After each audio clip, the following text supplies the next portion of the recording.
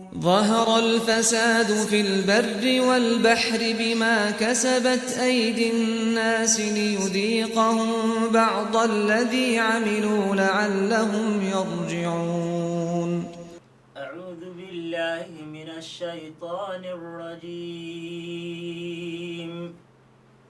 بسم الله الرحمن الرحيم.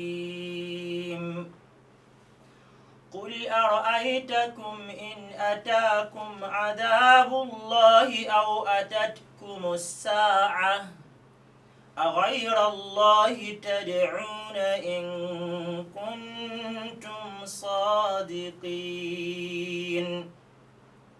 بل إياه تدعون فيكشف ما تدعون إليه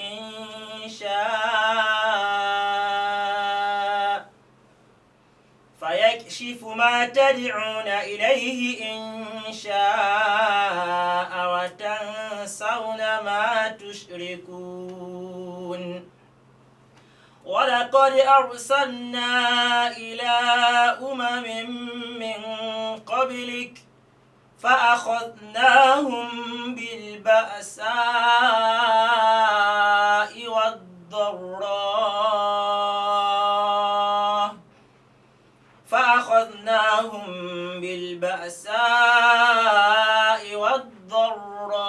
والضراء لعلهم يتضرعون. صدق الله العظيم. أعوذ بالله السميع العليم من الشيطان الرجيم. بسم الله الرحمن الرحيم. الحمد لله رب العالمين الذي بنعمته تتم الصالحات والصلاة والسلام على خير خلق الله محمد المصطفى صلى الله عليه وسلم وعلى سائر الأنبياء والرسل وعلى آله وأصحابه وعلى كل مدى بدعوته وسن سنته واهتدى بهديه يوم الدين ما بعد. adúpẹ́ fún Ọlọ́run. alhamdulillah. adúpẹ́ fún Ọlọ́run. alhamdulillah. àwa parí ọpẹ́ pẹ̀lú gbólóhùn alhamdulillahi rabbil alamin. àwọn Ọlọ́run bá ní oníṣọ́ ní aláàbò kó ní gbogbo tí jẹ́ aburú èyí tí àwọn ọmọ ènìyàn mọ̀ pé aburú ni àwọn Ọlọ́run bá náà ní oníṣọ́ nípa rẹ̀ èyí tí a jẹ́ mọ̀ pé aburú tó pé aburú ni àbí Ọlọ́run bá kọ́lọ́ mọ́sá ìdílà wà nípa rẹ̀. àmín. bákan náà làwọn ajẹ́rìí pé Ọlọ́run bá Allah ọba aláàánú ọba oníkẹ́ ó náà ni ọba olùṣẹ̀dá gbogbo tí ń bẹnu sánmà àti ilẹ̀. Allahu Akbar. òun sì ni ọba olùṣàkóso gbogbo ẹ̀. nǹkan kan ò lè ṣẹlẹ̀ nínú sánmà àti ilẹ̀ lẹ́yìn Ọlọ́run ọba yìí gbogbo náà ni ọba wa ọba onímọ̀ àmọ̀tán ọba elétò ọba alágbára. Allahu Akbar. bákan náà la jẹ́rìí pé ànábì Muhammad sallallahu alaihi wasallam sallallahu alaihi wasallam ẹrú Ọlọ́run ọba yìí ní ṣoṣẹ́ rẹ̀ ní ṣe Ọlọ́run ọba kàdíkàdí ó ṣe ní àánú ó ṣe ní ìkẹ́ fún ayé. ìkẹ́ Ọlọ́run kó máa bá ànábì Muhammad sallallahu alaihi wasallam. bákan náà báyìí tọrọ fún gẹ́lẹ́ yìí gbogbo àwọn ànábì Ọlọ́run tí wọ́n jí sọ́lọ́mà síwájú rẹ̀ lẹ́yìn ọ̀nà kankan lẹ́nu wọn kọ́lọ̀ bá ní sí ìkẹ́ ìgẹ̀ fáwọn náà. àmín.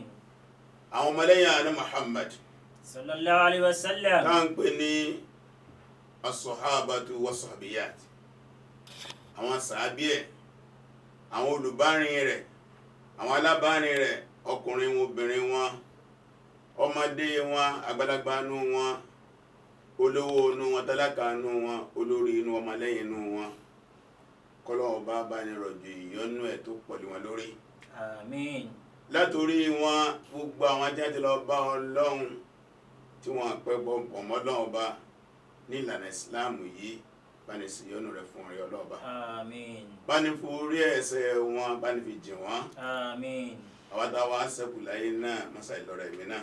àmín. lọ́rọ̀ ẹ̀mí àwa náà. àmín. kò sí yọ́nú sí àwa náà. àmín. gbogbo mùsùlùmí àgbáyé pátá látọrọ fún Ọlọ́run bá àlékọ́lá mọ́sá ìyọ́nú sí wa. àmín ya Allah. wọ́n láì pé oṣù ìyọ́nú la wà yìí oṣù Ramadan oṣù oríire oṣù rọrùn, oṣù ìbùkún, oṣù ìdúrẹ́bẹ̀ síwájú Ọlọ́run, oṣù kásàdúà, oṣù kọ́lọ́ ń gbàdúà, kó náà la wà yìí. Kí Ọlọ́run abẹ́ ni o, gbogbo àwa mùsùlùmí káàkiri ilẹ̀ ayé ń sẹ́yìn sí wa. Àmín ya Allah. Lẹ́yìn náà, a kí gbogbo ẹ̀yin mùsùlùmí tẹ́ ń wò wá, tẹ́ ń gbọ́ wá níbikíbi tí a wà àtàwọn tí wọ́n ti ń gbọ́ wá, ní kíkí tí ó sì kíkí tó tó. Tókútà bá tó fi kíra wa tán ní ayé ń bí, táà ń bẹ Ọlọ́run bá Allah kó sì wá ní ọmọ àlìjẹ́nnà. Òun náà ní kíkí táà fi kíra ní ọjọ́ ògbéǹde àlìkámẹ́nú àlìjẹ́nnà lọ gbàdá pé assalamu alaikum wa rahmatullahi wa barakatuh. Wa alaikum assalam wa rahmatullahi wa barakatuh. Gẹ́gẹ́ bí ètò wa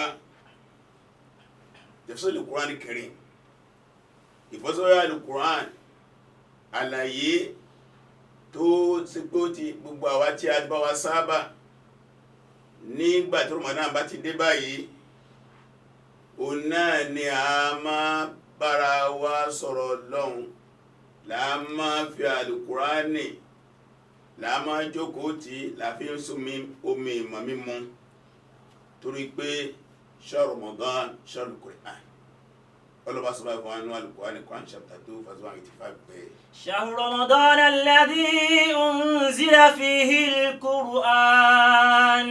Ọlọ́run lóṣù Ramadan, òun náà la sọ Al-Qur'ani kalẹ̀. Al-Qur'ani tá ń ké fún wa yìí, oṣù Ramadan la sọ kalẹ̀, Ọlọ́run ló bẹ̀ fún wa. هدى للناس وبينات من الهدى والفرقان. Ọlọ́run ní Al-Qur'ani yìí, ọ̀nà àmà lọ́jọ́ fọ́mọ ẹ̀dẹ́ ni ó tún wá ṣe àlàyé ọ̀nà àmà yìí.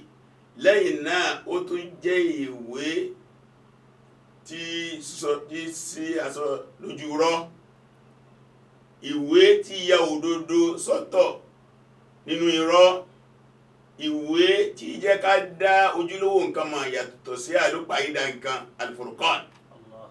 Ẹ̀rí òkòtọ́lọ́ bá sọ Al-Qur'ani nìyẹn, ìwé tí múrọ́ kò lára òdodo, tí múrù kò lára arọ́, tí ó jọ ọmọ pápápá nǹkan tó ń ṣẹlẹ̀ tí ó yọ ọmọ nìyàn náà. فمن شهد منكم الشهر فليصمه. Ọ̀rọ̀ gbogbo ẹnikẹ́ni tí ó sì wá bá láyé, gbọ́dọ̀ tó kọ́ bá wà láyé ní ọdún yìí táà fi bẹ̀rẹ̀ Ramadan. Ní gbogbo ẹnikẹ́ni tó sì bá láyé táà sì wò gẹ́gẹ́ bí mùsùlùmí, gbogbo tó yẹ káyé ní ara rẹ̀ tí ó fi lè jẹ́ májẹ̀mú táà mọ̀ pé lágbájá yìí ó bá ti bá rú nǹkan báyìí lára rẹ̀, àwẹ̀ di ọ̀ràn ilé lórí. Ẹgẹ́ kó jẹ́ mùsùlùmí, orí ẹ̀ pé ó ti bàlágà, ara ẹ̀ dá kó rìnrìn àjò. Ó bá ti kóbìnrin ni pé ó ti bọ́yá ìṣẹ̀jú oṣooṣù àbí ìṣẹ̀jẹ̀ ìbímọ, tí gbogbo nǹkan ìbátẹ́lẹ̀ pé sí ni lára, mùsùlùmí gidi nu. Ọlọ́ni fàlẹ̀ yasùn, ó yà rí pé òun ṣe kíni, òun gba àwẹ̀. ومن كان مريضا أو على سفر فعدة من أيام أخر. Gbogbo ẹnikẹ́ni tó bá jẹ́ aláìsàn àbójá rìnrìn àjò, tí àìsàn tí ń ṣe òjì kó lè gba àwẹ̀, tí ní àjò tó rí òjì kó lè gba ẹ̀, kó fi àwẹ̀ lẹ́yìn ìgbà táwẹ̀ bá lọ, iye ọjọ́ tí ò lè gbà yẹn kó san padà. يريد الله بكم اليسر.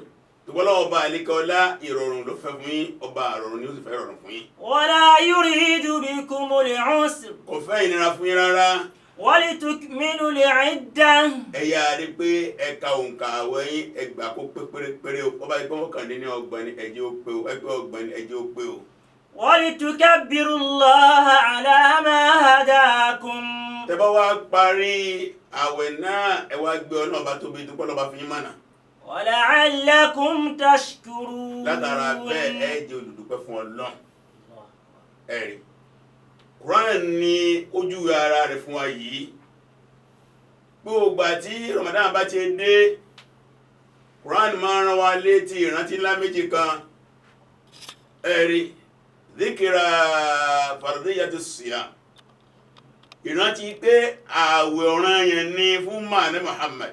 Sallallahu alaihi wasallam. Wa dhikra nuzul Qur'an Karim, àti ìrántí pé Al-Qur'ani àsìkò tó sọ̀kalẹ̀ ló dé yìí. Ẹ̀rí dhikra yà, ìrántí méjì ìrántí pé oṣù yìí ó dáa fi gbá àwẹ̀ ni àwẹ̀ ń bẹ́ẹ̀ tọ́jú ọ̀ràn àyàn ìrántí pé oṣù yìí lọ́ba sọ Al-Qur'ani kalẹ̀ torí díẹ̀ àkọ́kọ́ oníkádùpẹ́ fún Ọlọ́run. Alhamdulillah. Alimuni ọba olóore ọba onídẹ̀ra ọba oníkẹ́ tá a dágbére fún ní ọdún tó kọjá pèrè Ọlọ́run jẹ́ kí ọdún mi bá wa láyé tó tó ní kí ọdún tẹ́lẹ̀ náà bá wa láyé àdúgbò fọlọ́ba. Alhamdulillah. táà tún wá ń bẹ bá a sì bẹ̀rẹ̀ rẹ̀ yìí pẹ̀lú orúkọ rẹ̀ kọ́lọ́jì káyọ̀rẹ́ pẹ̀lú orúkọ rẹ̀. Àmín ya Allah. gbogbo pápá fúru táwa máa ń ṣe nínú oṣù yìí táà fi rújú rẹ̀ Ọlọ́run kọ́lọ́n kò bẹ̀rọ̀ Ọlọ́run. Àmín. kó lè wájú ní gbogbo tí jẹ́ ìbàjẹ́ aburú tí kọ́ di tí ìfi rújú rẹ̀ Ọlọ́run táà fi ráfòrò jẹ́ Ọlọ́run kó lè wájú náà sí. Àmín. Ọlọ́run sì ká gbà délẹ̀ kó jẹ́ ká rẹ̀ yìí oṣù náà. Àmín ya Allah. Ọlọ́run bá àlekọ́ ọlá ọfẹ́ ká dúpẹ́ fún Ọlọ́run. Alhamdulillah. ṣùgbọ́n tó pé orí rẹ̀ pọ̀ nínú Suratu Ibrahim ní àyà 34 Ọlọ́run pé wa in ta'uddu ni'matallahi. Wa in ta'uddu ni'matallahi la tuhsuha. Innal insana la zalumun kaffar. Ọlọ́run tẹ́ bá ní ẹbẹ́ máa ṣe ní èjì ẹ̀ta orí wọn Ọlọ́run ẹ̀ lè ká tán. Ṣùgbọ́n mọ̀ ẹ̀dẹ́ ènìyàn ọya alábòsí aláramúrí jẹ́ káwá máa ń wà nú ẹni tó lọ bá ròyìn báyìí ní tó bí ọpẹ́ wà nìyẹn nínú súra iná ayẹlẹ́ kẹjọ ní la'in shakartum. La'in shakartum la'azidannakum. Ọlọ́run tó bá sórí fún yín tẹ́ bá dúpẹ́ oore náà òun ṣàlékún oore náà. Wa la'in kafartum inna 'adabi lashadid. wọ́n dáyẹ̀ bá wá mú oore fún wọn Ọlọ́run tó ń ṣe fún yín wọn náà bá ṣe tán àti gbọ́ oore náà lọ́wọ́ yín kó tó fi àjẹ́ yín ìrẹ́ Ọlọ́run atọ́mọ̀ ẹni tó ṣe fún alóore o ṣóre Islam la fẹ́ sọ ni àbúrò ìgbàgbọ́ la fẹ́ sọ ni tàbúrò ìsẹ̀mí la fẹ́ sọ ni tàbúrò àrísìkí la fẹ́ sọ ni tàbí orí àlàáfíà la fẹ́ sọ ni. Alhamdulillahi rabbil alamin. Àmàdúpẹ́ fọ́lọ́run ọba. Alhamdulillah. Àmàdúpẹ́ fọ́lọ́run ọba. Alhamdulillah. Ẹ̀rínú Suratu Nisa àyà 147 Ọlọ́run sọ iṣẹ́ méjì pàtàkì tó fẹ́ lọ́dọ̀ àwa ẹ̀rú ẹ̀.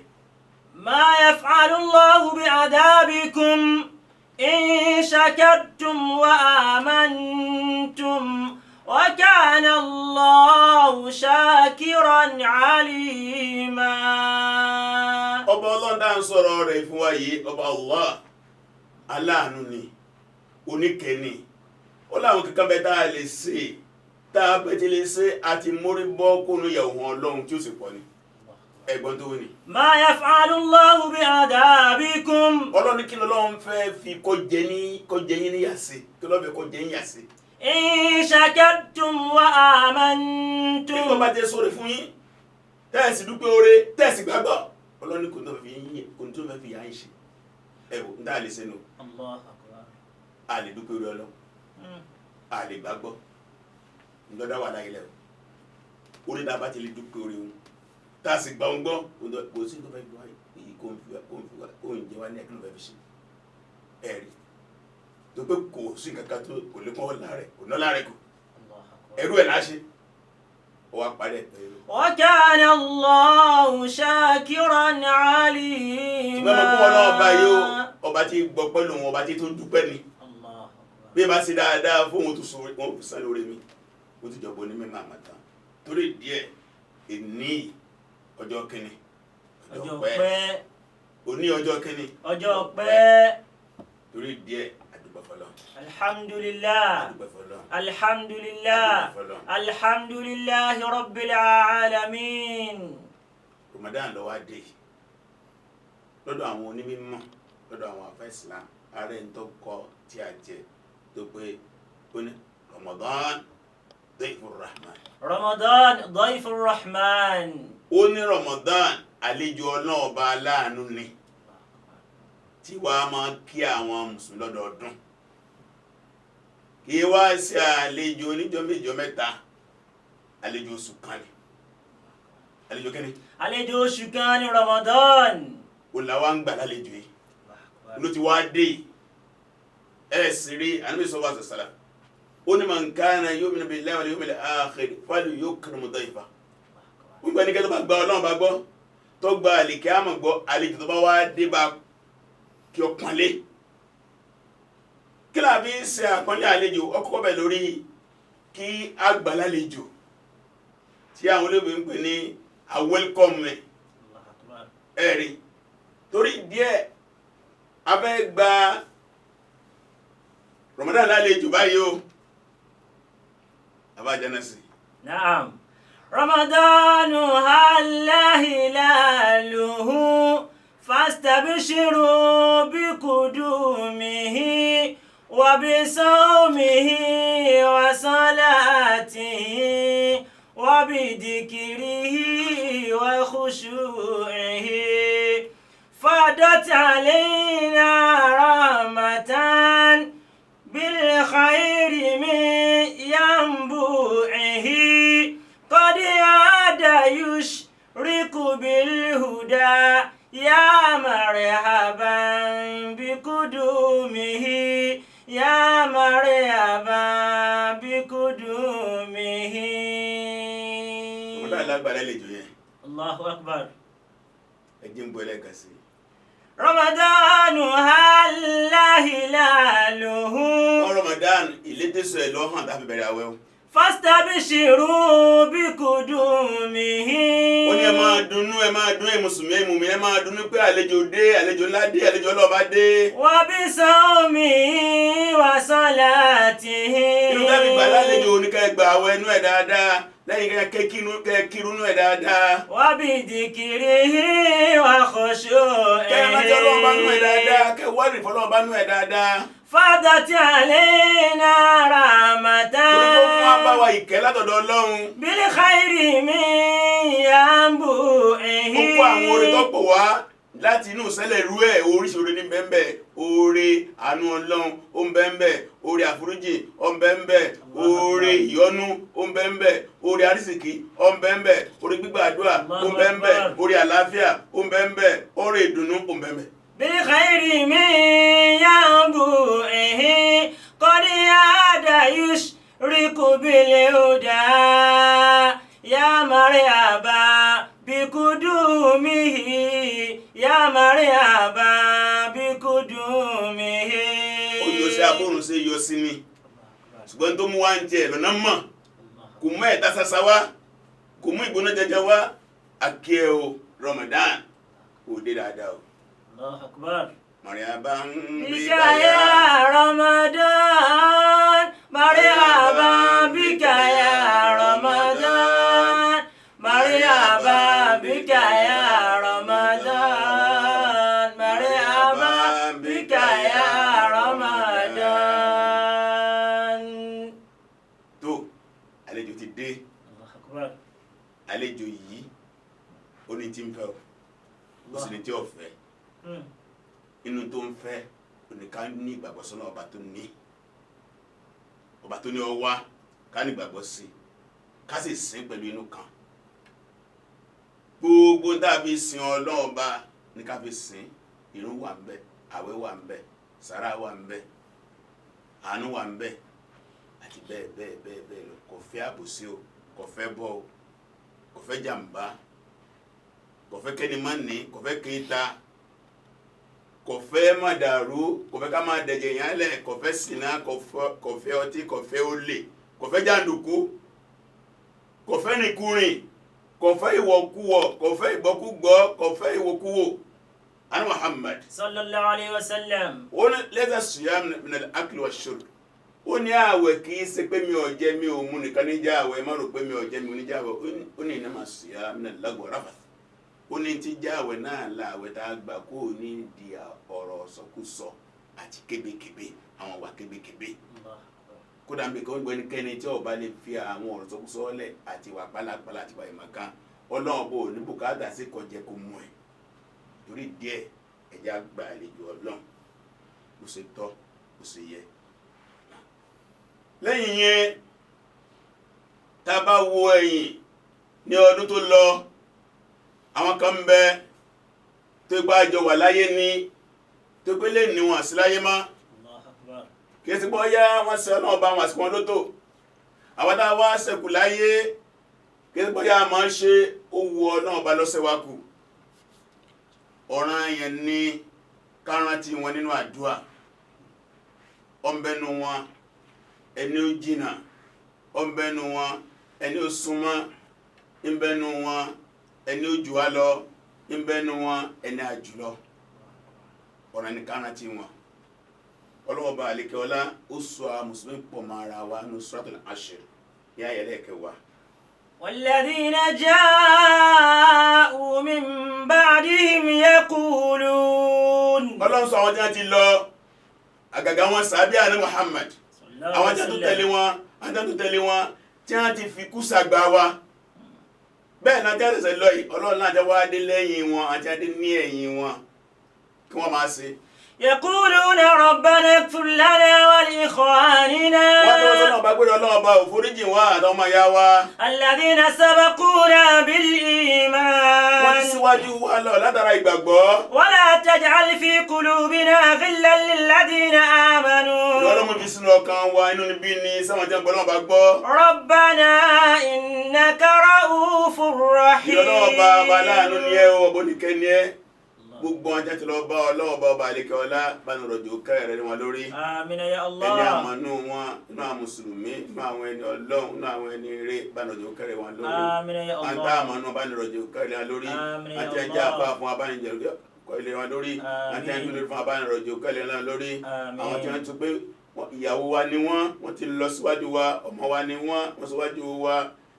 Ọkọ wa ni wọ́n ti lọ síwájú wa, àbúrò wa ni wọ́n ti lọ síwájú wa, òbí wa ni wọ́n ti lọ gbogbo pátápátá alásùnmọ́ ẹni ó jìnà ìrẹ́ Ọlọ́run bá àlékè ọlá bá ní tẹ́wọ́n sí afẹ́fẹ́ rẹ̀ bá ní gbà wọ́n lẹ́rú bá ní yọ́nú sí wọn bá ní sekú ní ìsinmi fún wọn.